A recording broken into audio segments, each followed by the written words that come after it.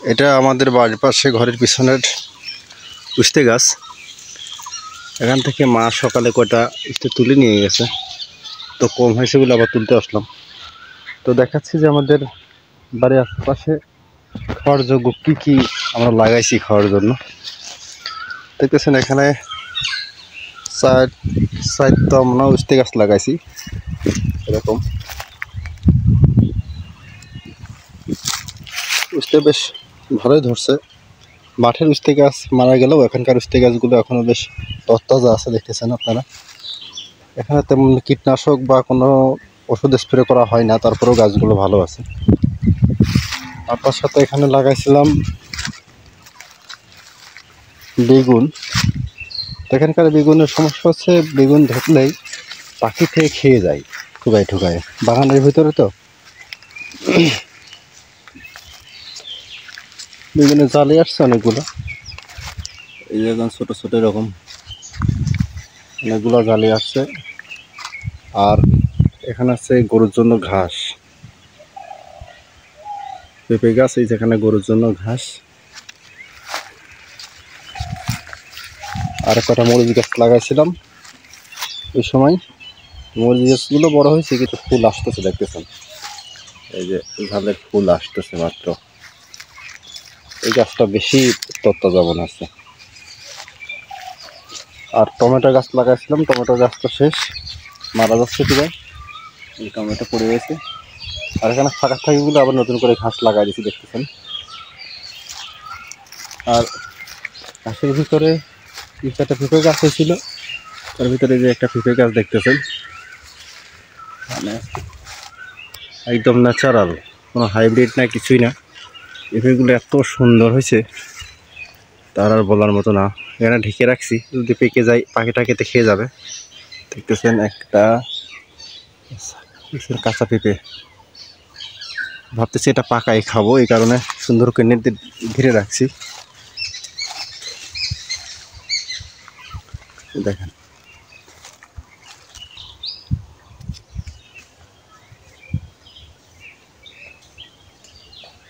এসব পেঁপেতে ভিটামিন প্রচুর, কারণ এখানে কোনো কীটনাশক কিছু না, গাছ পাকা পেঁপে খাবো। আর পেঁপেগুলো সাইজ হয়েছে কত সুন্দর। কারণ হচ্ছে যে এখানে ঘাসে প্রতিনিয়ত জল দেওয়া হয়, তো এই কারণে আর কি ঘাসগুলো যেরকম বৃদ্ধি পাচ্ছে, তেমন পেঁপেগুলো বেশ ভালো বৃদ্ধি পাচ্ছে। একটু পরে এখানে ঘাস কাটবো, দেখতেছেন।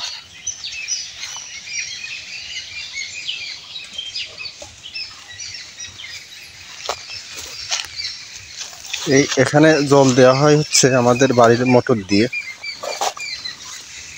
একটা বেগুন দেখতেছি,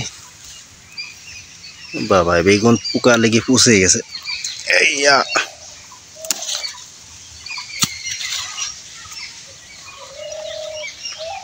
দেখি আর দু একটা উঠতে পাই কিনা। একটা পাইছি মাত্র, মা বললো যে আর কিছু তুলে আনতে। আর একটা পালাম,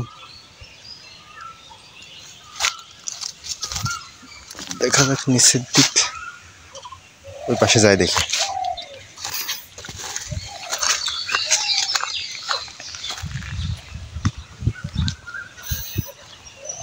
এখন এখানে রোদ্দুর লাগে খুব কম, কিন্তু যখন হচ্ছে এই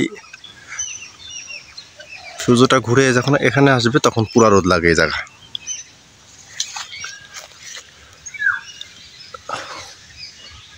ছোট ছোট জালি দেখতেছি, বড় তো নাই।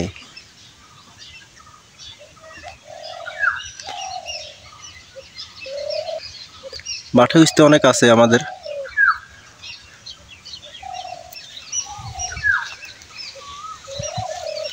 ফুল কত, বাবা বাবা।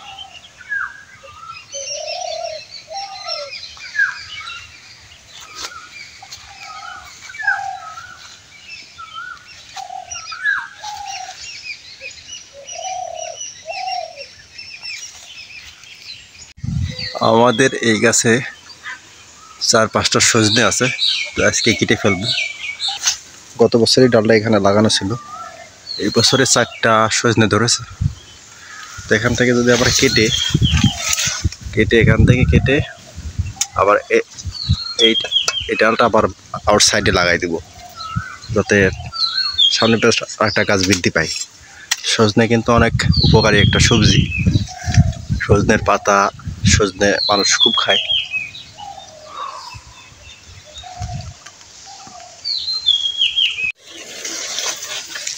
ডালটা কেটেছি, দেখি সজনে কোন ডালে আছে, কোন ডালে ছিল, পাইছি।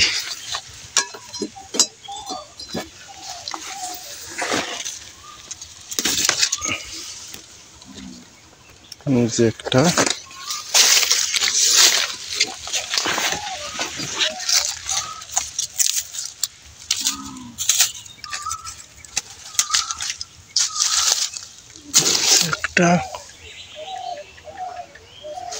চারটা দেখলাম, আর একটা গেল কই?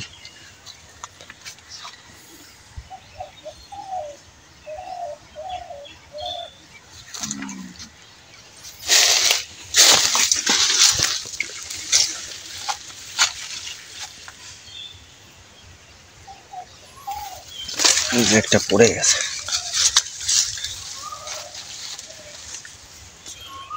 চারটা সজনে পাইছি গাছ থেকে।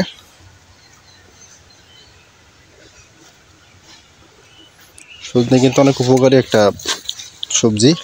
তার সাথে যে সজনের পাতা, অনেকেই সজনের পাতা রস খায় বা শুকনো করে গুঁড়ো করে খায়। সজনের পাতার উপকারিতা অনেক।